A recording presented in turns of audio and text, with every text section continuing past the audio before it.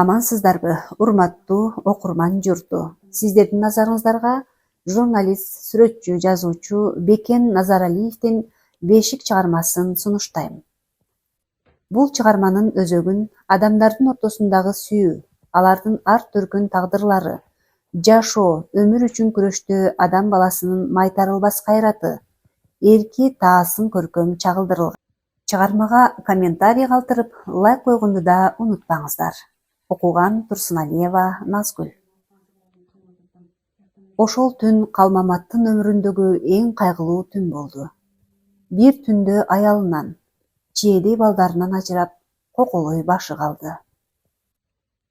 Кеч күз акыркы күндөрүн такымдап, тээ алыстан көргөн тоолордун чокуларына супарага себеленген ундай болуп, быйылкы жылдын алгачкы кыламык кары түшкөн кез.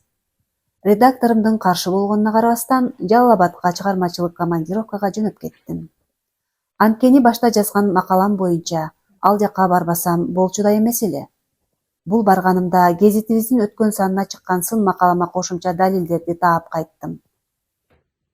Тезинен жолго чыкпасам болбойт эле.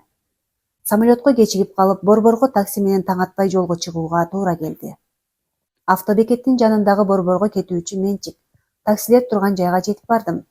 Антпесем жумуштан кечигем. Ансыз да редакторум мени издеп, жинденип жатканын чогуу иштеген балдардан телефон аркылуу сүйлөшкөндү уктум. Таксисттер жолоочуну көздөрүнөн байкашабы, жаныңа кандайча жетип келишкендерин да билбей каласың. Бишкекке эки адам, Бишкекке. Иничек, сен кайда? Деди. Тамеки тартып турган четтеги шопур. Бишкекке. Эй, ука, мага отур. Башкалардан арзан алып кетем. Дагы бирөөсү капталдан чыга калды. Жакын барарым менен таксисттер мени ороп калышты. Сен кое тур. Мен биринчи сүйлөштүм го. Деп биринчи сүйлөшкөн шопур экинчи таксисттин оозун жапкылды да мага карап: Жугуң барбы? Жок. Дароо кетсеңиз отурам. Дагы бир адамды алсак кетебиз. Арт жагы сени менен толду, ука. Сенин журналист экениңди да билем. Эй, студент, журналист акеңди ортого өткөрүп жибер, деди шуулдаган таксист. Шопур айткан соң тиги студент жигит мени ортого өткөрүп жиберди. Кайдан билесиз? Дедим таң кала. Өткөн жумада губернатор туурасында жазган макалаңды колмо-кол талашып окудук. Чындыкты жазгансың, ушунуңдан тайба, деди шопур. Дагы бир жүргүнчү отурса эле жөнөп кетмек болдук. Аңгыча бешик көтөргөн киши келип: Бишкекеби? Деди. Ооба. Качан кетесиң, балам? Сиз отурсаңыз эле жөнөйм. Мейли анда. Шопур шыпылдай абышканын колундагы бешигин алып, машинанын үстүнө коймок болду. Ай, абайла. Аяр буюм. Кызымдын бешиги. Бул анда алтын бешик го. Мен үчүн өтө кымбат буюм. Анда бул алтын бешиги катуу байлабасак болбойт, деп шопур абышканын көңүлүн алып жатты.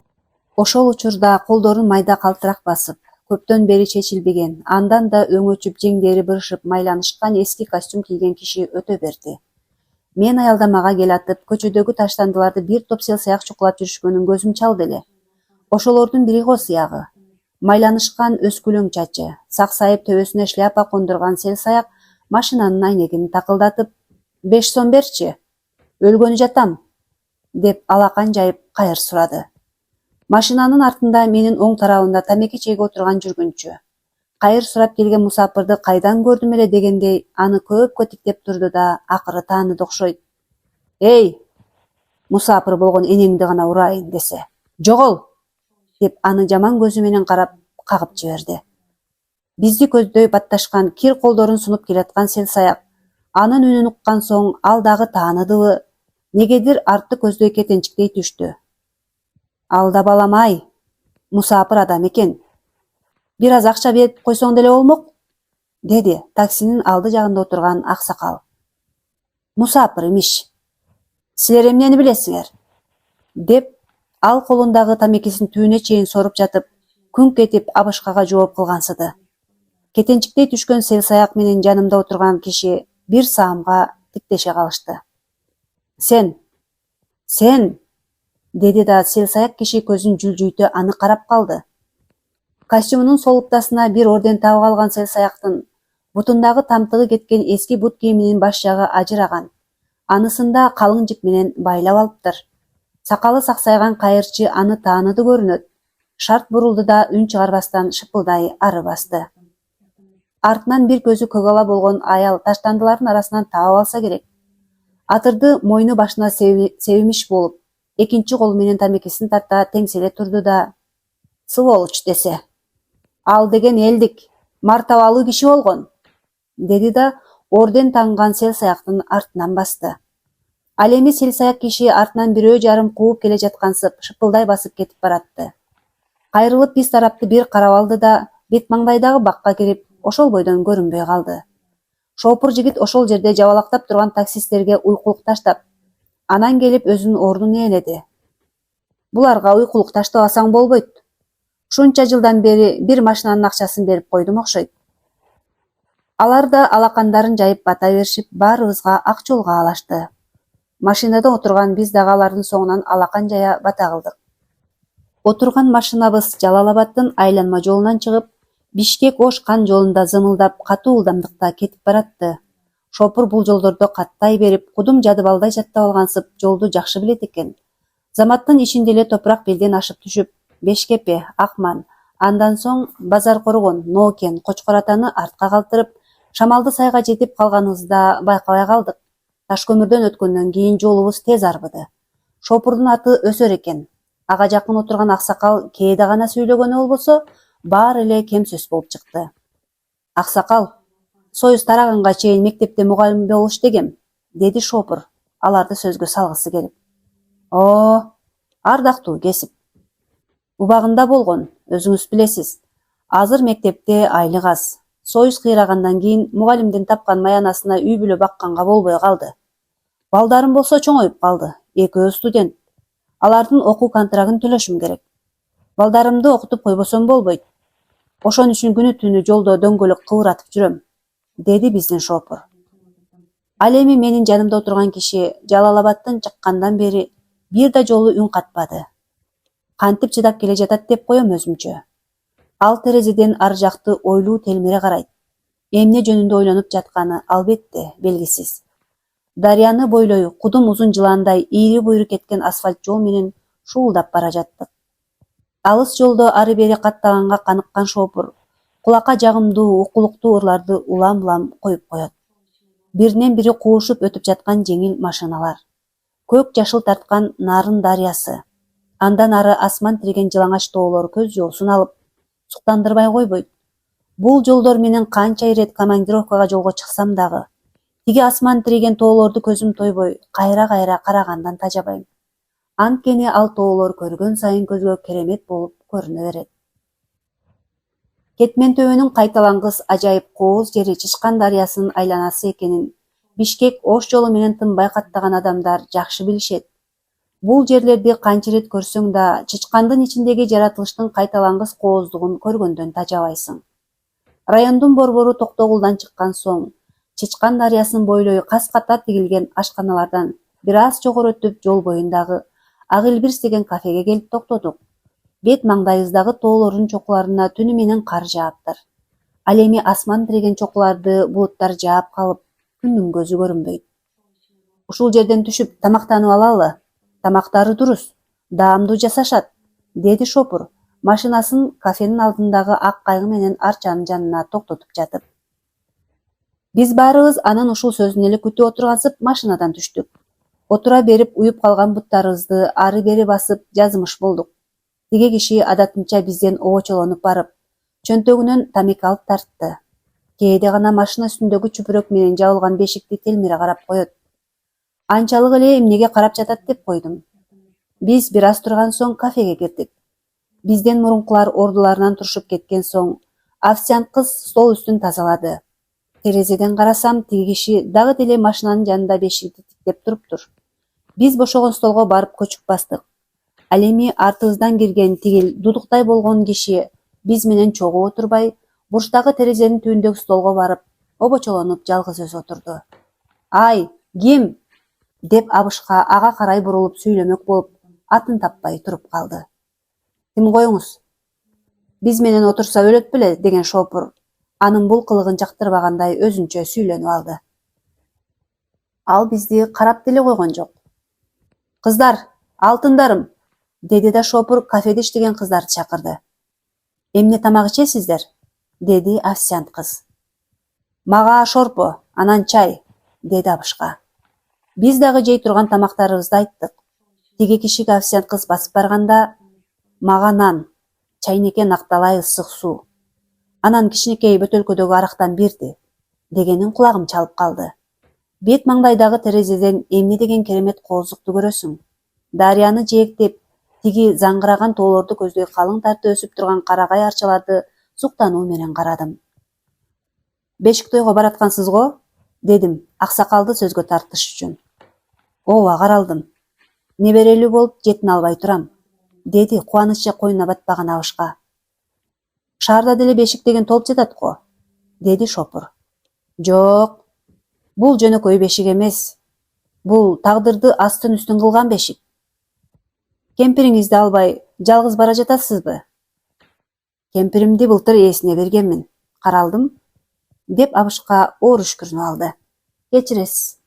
Сүйлөп алып өзүм да ыңгайсыз боло түштүм. Жаткан жери жанаттан болсун, деп шопур сөздү оңдоп кетти. Кемпирим ушул күндү аябай күттү эле. Неберемдин бешик тоюна барсам деп, ак эткенден так этчү. Ага буйруган эмес экен. Соксоюп өзүм кетип баратам, деп Абышка оор ултунуп алды. Официант кыз тиги кишинин алдына кичинекей бөтөлкөдөгү аракты стаканга куюп берип, кайра кетти. Ал болсо жанагы куюлган аракты алып жиберди. Темир кутучасынан чайнеке ол чойто 2-3 жолу уштап чай салды да, башындагы шапкеси менен үстүн жаап койду. Жакшылап демнелсин дегени го деп койдум өзүмчө.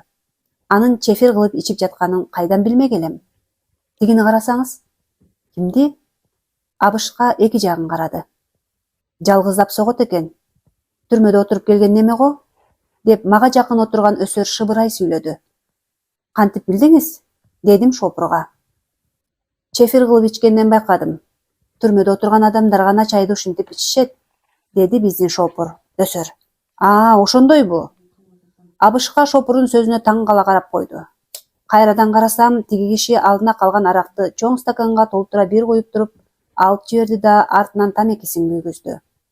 Бир аздан соң уюлган тамекинин түтүнөн өзү да көрүнбөй калып жатты.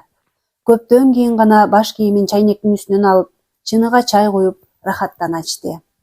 Аңгыча бизге да чай менен андан кийин тамактар алып келинди. Кечиресиз, канча небереңиз бар? Дедим. Эй, журналист, аксакалда тамак ичсин, өзүңдүн да тамагың муздап кала турган болду, деди шопур менин сөзүмдү бөлүп. Тамак ичилип бүткөн соң шопур кара кочкол кылып кофеден ичти. Көбүнчө уйкусун качырыш үчүн ичишет деп коюшат го. Бир аздан соң биздин шопурубуз өсөр ордунан туруп мага карады да, жүрү, сууга барып, бети башты чайкап келели деп калды. Экөөбүз жай баса шарагып жаткан суунун боюна барып отурдук. Сен эмне аксакалга жабыштың да калдың? Деп шопур тамеки тартып жатып мага суроолуу карап калды. Сүйлөшпөй бук болуп кете турган болдум. Бүт баарысы эле Куран окутканга бара жаткандай дулдуюшу унчугушпайт, дедим. Аның да туура дечи. Өткөндө Россияда көп жылдар бою соода кылып келе жаткан 3 кызды алып кеттим. Туулган жерин сагынышкан го. Темир жол вокзалынан мени машинама отурушуп, Жалал-Абадка жеткенге чейин ырдап келишти. Андан мурун жанагы дааватка бара жаткан молдолорду алып кеттим. Кудай сакта, жеткенче чала молдо болуп кала жаздадым. Ука, бул кан жолдо не деген адамдарды көрбөдүм. Менин жанымда отурган тиги киши дудук адамдай жол бою бир да жол үн катпады. Айла жок аксакалды сөзгө тартайын дегеним эле. Шопур чегип жаткан чылымын түбүнө чейин соруп, анан жерге ыргытты да бети башын муздак сууга жууп ордунан турду. Кафенин эшиги ачылып, жанагы дудуктай болуп сүйлөбөгөн киши сыртка чыкты да кайрадан түтөтүп тамеки тартты. Анын соңунан аксакал да сыртка чыкты. Машиненин үстүндө байланып турган бешиктин кызыл баркыттан тигилген жабуусу шамалга ачыла түшкөндө тиги киши ошол жакты көпкө телмире карап калганын байкап калдым.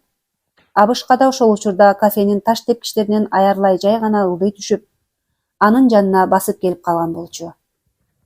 Аксакал, бешикти көрсөм болобу? деди жанагы дудуктай болуп сүйлөбөй келген киши.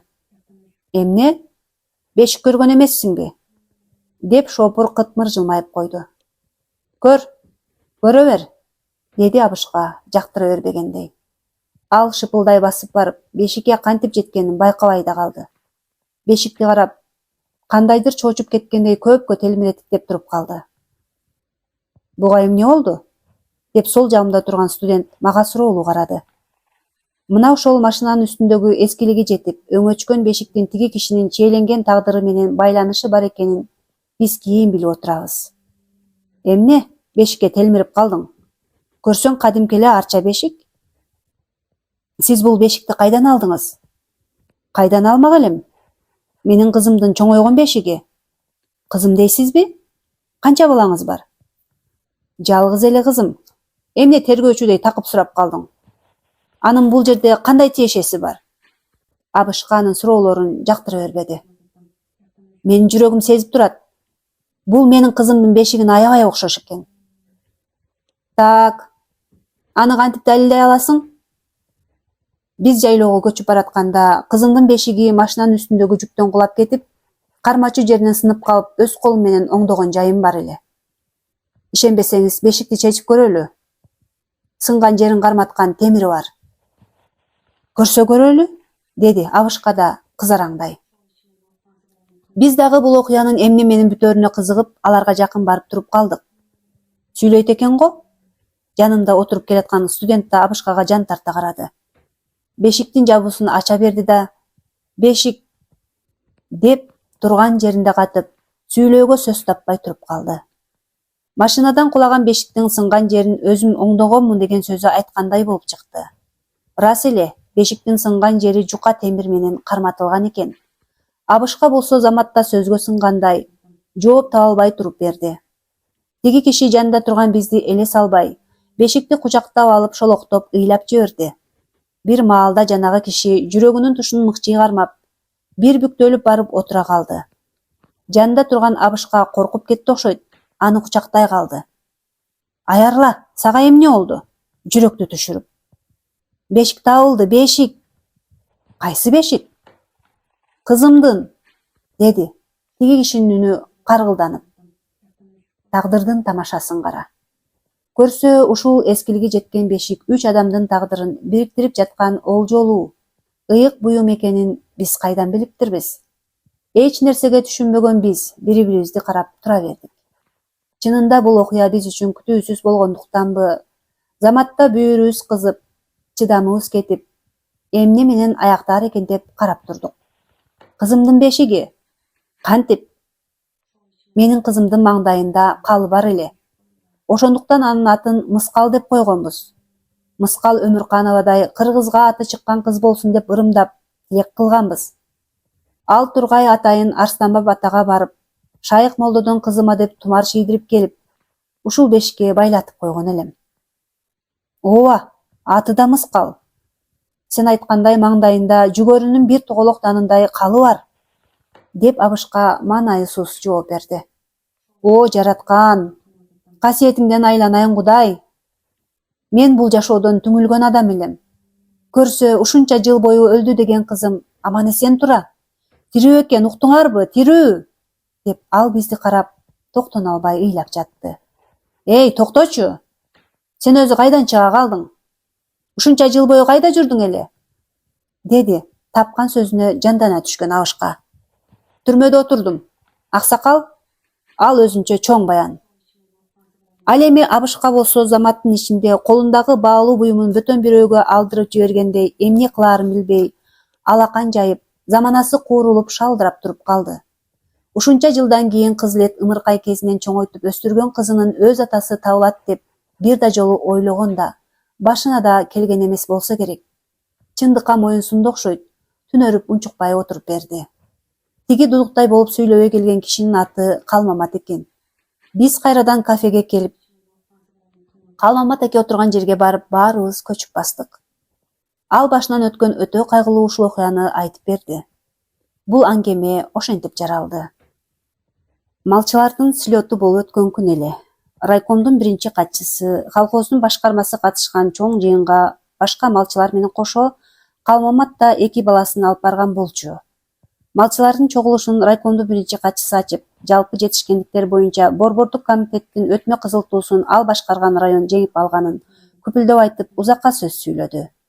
Андан соң райондун маданият үйүнүн артисттери да келишип, борт ачылган машина үстүндө чоң концерт беришти. Концерт эми гана аяктап калган кезде жамгыр төгүп кирди. 2 баласын атына учкаштыра барган Калмамат да концерттин аягына чейин отурбай, суу болуп кала электе жетип алалы деп келе берген болчу. Кырдан ашып келгенче үстүлөрү жамгырга малма чөлмө болуп калды. Ал боз үйдүн жанындагы чоң, картаң жаңгактын бутагына атын байлап, балдарынын соңунан аттан түштү. Балдары чуркаган бойдон боз үйгө кирип кетишти. Акырын, мыскалды ойготосуңар, деген аялынын үнүнү боз үй ичинен угулду. Бир аздан соң Калмамат да ичкери кирди. Концертиңер бүттүбү? Деди аялы. Паризат бешиктеги кызын эмизип жаткан калыбынан жазбай. Аягына чыкпай келе бердик. Андан да жамгыр жаап кирбедиби? Деди да таардан тигилген плашы менен дүрбүн алып кайра сыртка чыгып, атына минип, тиги кыр башында жайылып жүргөн койлоруна кетти. Атына темине камчы басты эле заматта жалгыз мисте дарак өсүп турган кырга чыгып барды. Алдындагы аттын кулун кезинен бери таптап, жем чөбүн кем кылбай багып келет. Ошондонбу аты да ээсинен башка эч кимди жанына жоготчу эмес. 4 аягы менен маңдайындагы кашкасы атынын ажарын ачып турат. Былтыркы сай ичиндеги торпо кулактан кийин эл арасында аты оозго алынып, кашка деп ат коюп алышкан. Ал атынын башын буруп, жайылып жүргөн койлорун боз үй турган жакка айдап түштү.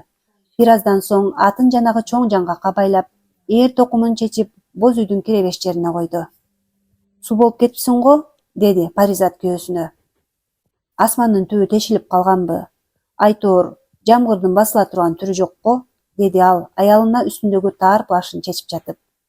Балдары чурулдап ойноп жатышкан экен. Аялы болсо ордунан туруп дасторкон жайып, күйөөсүнө казандан тамак куюп келип берди. Быйыл да сыйлыктан кур калдыңбы? Деди ал, үңкүйүп отурган күйөөсүнүн таалуу жерин нукуп сүйлөп. Ооба. Башкарманын ойношу турганда, мага окшогон тагдырдын нокотек балдарына пок барбы? Деп аялынын бул суроосун жактырбады. Орден албай деле күнүбүз өтүп келген. Албай калдым деп кайгыра бербе? Деп аялы анын сиркеси суу көтөрбөй турганын сезе калып, башка нерселерди сураганга батынбады. Калмамат тамагын ичип бүткөндө аялы бешиктеги кызын чечип жатып, кызың да ойгонду, деп күйөөсүнүн колуна карматты. Ошол орден темирден көрө силер мага кымбатсыңар. Мага окшогон тоголок жетимди сендей акылдуу ургаачыга жолуктуруп койгон Кудайга, тагдырыма рахмат. Аялы ыраазы болгондой жылмайып гана тим болду. Кичинекей болсо да кызы атасына эркелеп жатты. Менин орденим, мына бул балдарым менен кызым. Ушу кызымдын муйдунан.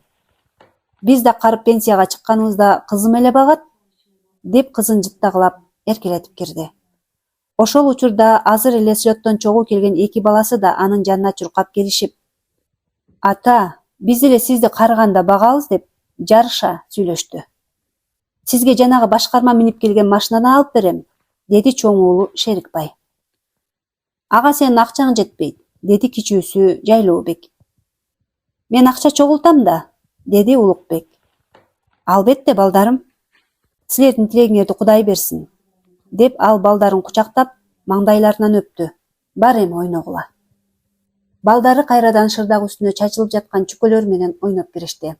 Аялы сырттан жарылган отундардан алып келип, темир мешке салып жатып, ким эле атасын эркелеп жатканын, деди күйөөсүнүн алдында турган кызына карап. Атасынын кызы да. Көп эркелетпе, балдар деген тамырчы болот эмеспи, көнүп алат, деди аялы идиш аякты жууп жатып. Кыз бала ата энесинин алдында эркелеп өскөнү дурус. Кийин чоңоюп бойго жеткенде кандай күйөөгө туш болот, аны жараткан Кудай өзү гана билет. Мени тагдыр да эркелеткен жок. Эмне десең ошо де, эркелетип эле чоңойтом. Кызыбыз бойго жетип, колунан чай ичкенче канча заман бар, деди Паризат. Убакыт деген тез эле өтүп кетет. Балдарыңдын деле кандай чоңойгонун билбей калдык го. Эми алар кол арага жарап калышты. Аның да туура, деди аялы, күйөөсүнүн сөзүн эп көрүп. Ал кызын бөтөнчө жакшы көрөр эле. Көптөн кийин кызы атасынын алдында отурган боюнча уктап калды. Паризат күйөөсүнүн колунан кызын алып бешикке бөлүп, кеч кирип калгандыктан төшөк салды. Калмамат үй ичинде күйүп турган май чырактын бирөөсүн алып сыртка чыкты. Койлорун бир сыйра айланып басып, андан соң атынын торбосуна арпадан салып, кайра үйгө кирди. Боз үй ичин жарык кылып, билиги бүлбүлдөгөн май чырак күйүп турат. Ошол күнү уктай албай боз үйдүн ууктарын тиктеп жата берди. Паризат күйөөсүнүн көкүрөгүнө колун коюп жаткан бойдон уйкуга кетти. Сыртта болсо жамгыр да эле басылбай, улам күчтөнүп төгүп жатты. Кээде гана чоочугандай асмандын үстүн айырып жиберчүдөй болуп чагылган чартылдайт. Түз эле боз үйдүн түндүгүнүн үстүнөн калдыр кулдур этип чартылдап өтүп, андан ары тоо тарапты көздөй кетип угулбай калат. Көрсө, каргашалуу окуянын болоруна аз эле убакыт калган экен. Жамгыр 2-3 күн катары менен тынбай ак чааңга айланып алды. Бир жамандыкты жүрөгү сезгендей Калмамат уктай албай, түн бир окумда сыртка чыкты. Асман бети көрүнбөгөн караңгы туңгуюктун кучагында жаткан экен. Анын көзүнө капкара, ыш болгон калдайган казан аңтарылып, жердин үстүн жаап койгондой көрүндү. Асманда чагылган чартылдаган сайын бешиктеги мыскал чоочу ойгонуп ыйлап жатты. Паризат кызын эмизеп, кайрадан алды ырын ырдап уктатуу менен убара болду. Ал эми жогору жактан келаткан жамгырдын суулары улам кошулуп, тээ ылдый тентек сайды көздөй оргуштап жылганын ичи менен күчтөнүп агып кетти. Калмамат койлорун бир сыйра карап коюп, кайра боз үйгө кирип төшөккө жатты. Түн бир окум боз үйдүн ууктары чайпалып, жер астынан катуу шуулдаган үн чыгып, койлордун маараган үндөрү башаламан түшүп жатты. Калмамат жаткан жеринен чоочу ойгонду да көйнөк шымын шашыла кийинип, таар плашын үстүнө жамынып, өтүгүн коңултак кие сала боз үйдөн чыкты да чыракты көтөргөн бойдон койлорду көздөй чуркады. Алгач койлорго каршылык тийгенби деп ойлогон. Алды жагын караса, ылай аралаш суу менен кошо таштар шарпылдап агып келе жаткан экен. Көзгө эч нерсе көрүнбөгөн караңгылык. Колундагы май чырак деле жамгырдын суусу тийип жакшылап күйбөй, быкшып, жарык деле бере алган жок. Бир убакта маараган койлор ар кайсы жакта көздөй башаламан качып чуркай баштады. Көз ачып жумганча жогору жактан бийиктиги үйдөй болгон көчкү алдынан чыккандын баарын аңтар теңтер кылып алып кетип бара жатты. Ылайга аралаш томолонуп маараган койлорду көчкү баскан бойдон ылдый агызып кетти. Ал көргөн көзүнө ишенбей, бир азга дендароо болуп туруп калды. Колундагы чырактын жарыгы менен койлорду сактап калам дедиби, ары бери башаламан чуркап жүрдү. Андан деле эч кандай майнап чыкпады. Бир убакта коркуп кеткен аялы үйдөн чуркап чыкты да, "Эмне болуп жатат?" деп күйөөсү тарапка карап үн салды. "Паризат, балдарды сактап кал, көчкү жүрдү. Мен койлорду издейин", деди да андан ары чуркады. "Болуптур", деген аялы боз үйгө чуркап кирип, уктап жаткан балдарын ойготкон соң, бешиктеги мыскалды бешиги менен сыртка көтөрүп чыгып, жанагы жаңгактын түбүнө койду. Ал эми үстүнө кийип чыккан таар плашты чечип, бешиктеги кызы суу болбосун деп жаап коюп, кайрадан боз үйдү көздөй балдарына чуркады. Катуу корккондон кыңшылап үрүп жаткан итинин да үнү чыкпай, куйругун кыпчыган бойдон Калмамат кайда чуркаса, ал дагы андан калышпай кошо жанында жүрдү. Колундагы май чырак жамгырдын суусунан өчүп калганда, жини келип ыргытып жиберди. Айлана караңгы тартып, көзүнө эч нерсе көрүнбөй, башаламан чуркап жүрдү. "Балдарым, тургула!" деп Паризат катуу кыйкырды. Уйкудан көздөрү ачылбай жаткан балдарын шашыла кийинтип, колдорунан жетелеп, эми гана боз үйдөн чыга бергенде, дагы бир көчкүнүн агымы келип, аларды боз үй менен кошо басып калды да ылдый көздөй агызып кетти. Бул окуя көз ачып жумганча болду. Атыда бир жамандыкты сезгендей жер чапчып, аянычтуу кишенеп, байланып турган жибин үзүп, бет келди качып жөнөдү. Жогору жактан көчкү менен сүрүлүп келген үйдөй болгон таш чоң жаңгакка келип урунганда, түбүнөн балталап салгандай тамыры менен кошо омкорулуп кетти. Көчкү агызган дарактын жоон бутагына илинип калган бешик да тээ ылдый тентек сайды көздөй жай сүрүлүп баратты. Бул учурда үй бүлөсүнөн кабары жок Калмамат баткак арасынан тумшуктары гана араң көрүнүп маараган 1-2 койду сууруп чыгып, ары ыргытты да андан ары жандалбастап дагы чуркап баратты. Анын өтпөгөн жеринен суу өттү. Койлорун куткарам деп сел менен тең жарыша чуркап жүрдү. Акыры түнкү караңгылыктан таң сөгүлө отуруп, айланага күндүн нуру тийип агарып баратты. Түнү менен койлорунун артынан чуркап жүрүп чарчаган Калмамат буттарын сүйрөгөнгө алы келбей, мас болгон адамдай боз үй турган жайды көздөй теңселе басты. Ошондо гана өзүнө келген Калмаматтын заманасы куурулуп кетти. Буулуккан шамал шытырып кеткендей түн эле боз үй турган жайды таппай калды. Боз үй кайда? Деди, эки жагын каранды. Анын бир короо коюнан 5-6 кой калыптыр. Ошол каргашалуу түндө бул жарык дүйнөдөгү эң кымбат адамдардын баарынан ажырап, коколой жалгыз башы гана калганын жерге жарык түшкөн учурда гана билип отурат. Аябай чарчагандыктан суу аралаш ылай кирген өтүгүнүн буттары шилтенбей, басууга даремети жетпей шайы ооп турду. Ал айланасын бир карап алды да «Паризат! Кайдасыңар?» деп күчүнүн баарынча айлананы жаңырта, кудум жапай адамдай ач айкырыкты салды. Тоо арасында анын кыйкырганы жаңырыктап турду. Бирок аялы менен балдарынан эч кандай жооп болгон жок. Ал эмне кылаарын билбей жандалбастап бет келди чуркай берди. Калмамат мурункудан да катуу кыйкырды. Аялынан да, балдарынан да дарек болбоду. Бирок ага карабастан көчкү жүргөн жерди айлана аялы менен балдарын чакырып, кайра кайталап, ары бери чуркай берди. «Балдарым! Балдарым!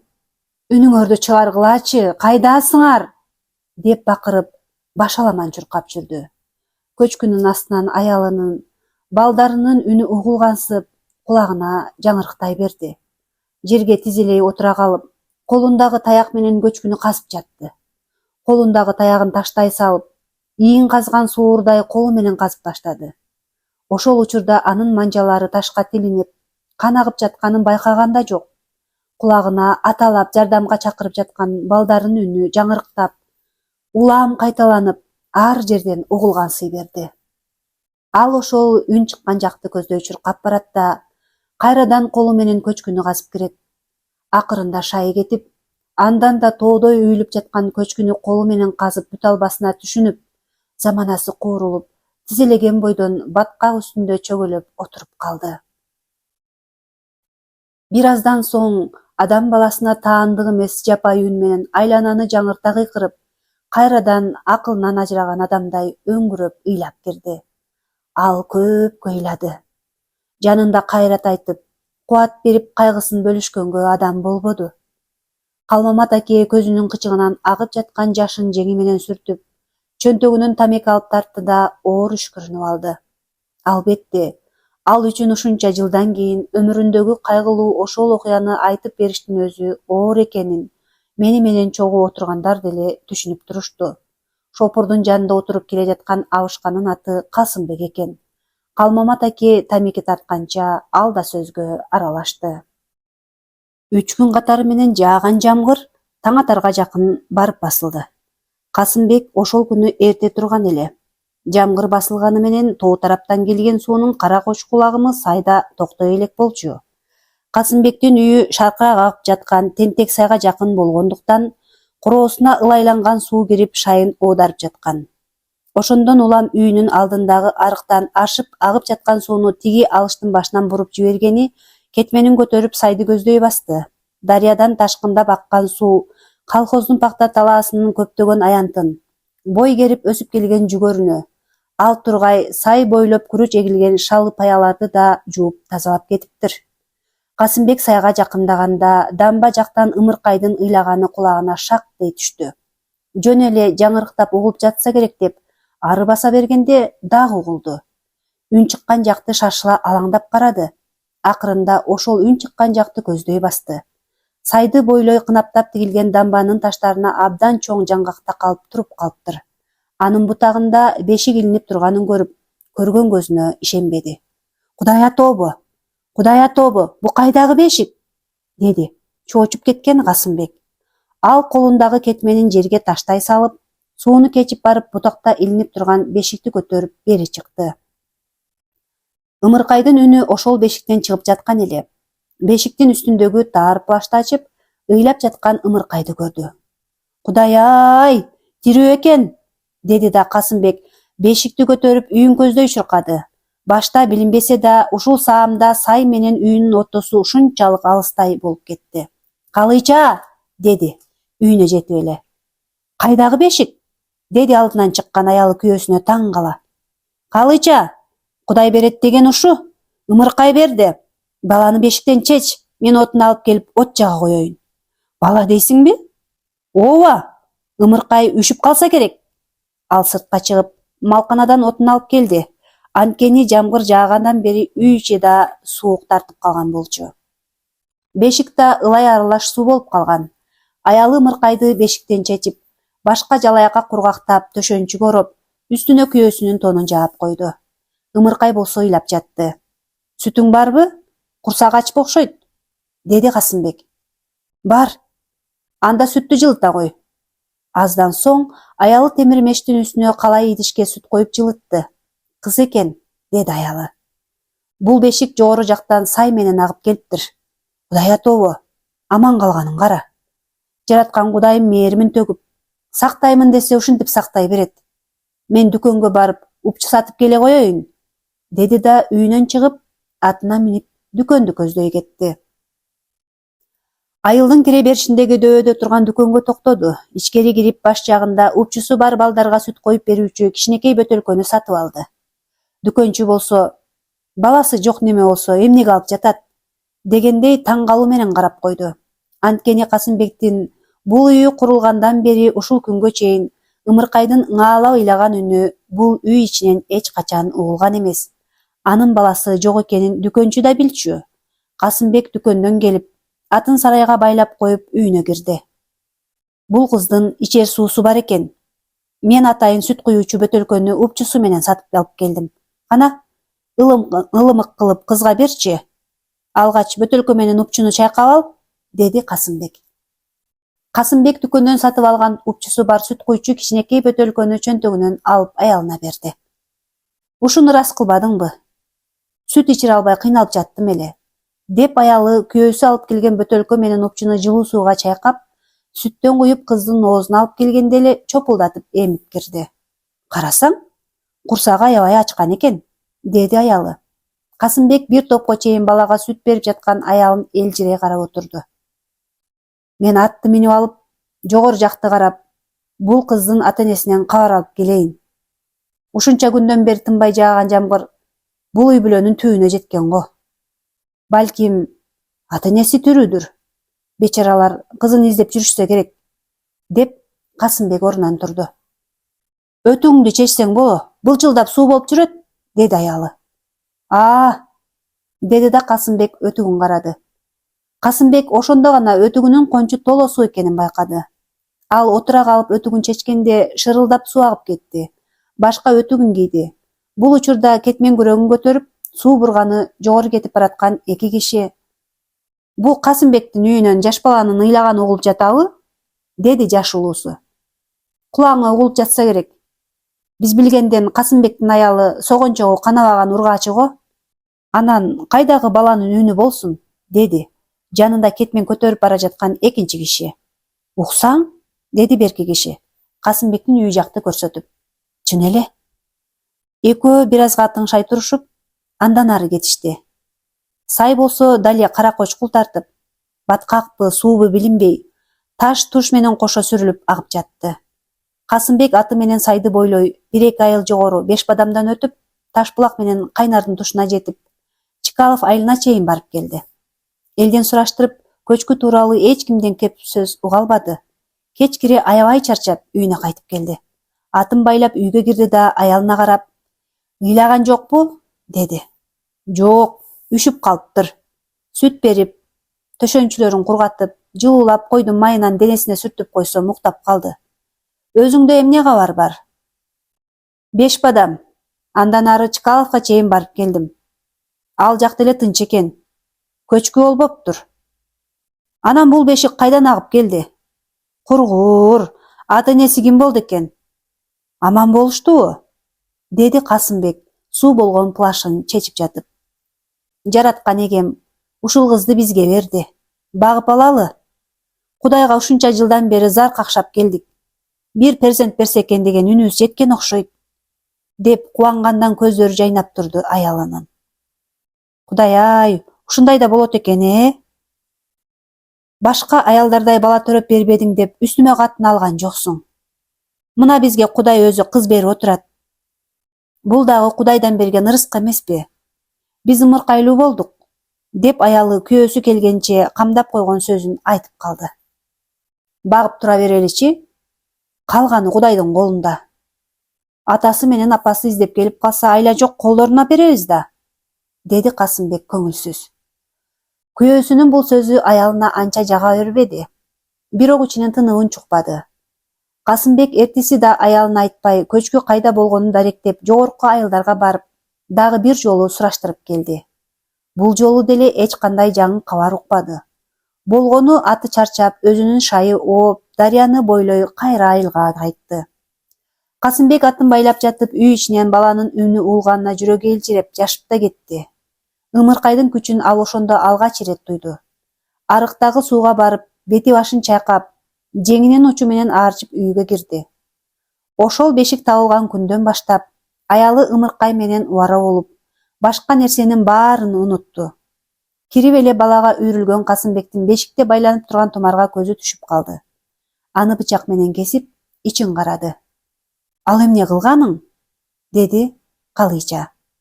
Касымбек тумардын ичинен ак кагазды алып окуду. Кызыбыздын аты Мыскал экен. Бечара ата-энеси кызы Мыскалга өмүр тилеп, тумар чийдиришип, бешикке байлап коюшкан тура. Башка эч нерсе деле жок экен, деп көзүнө жаш алып жиберди. Мен болсо эртеден бери кызыбызга кандай ат койсок деп башым катып жатты эле.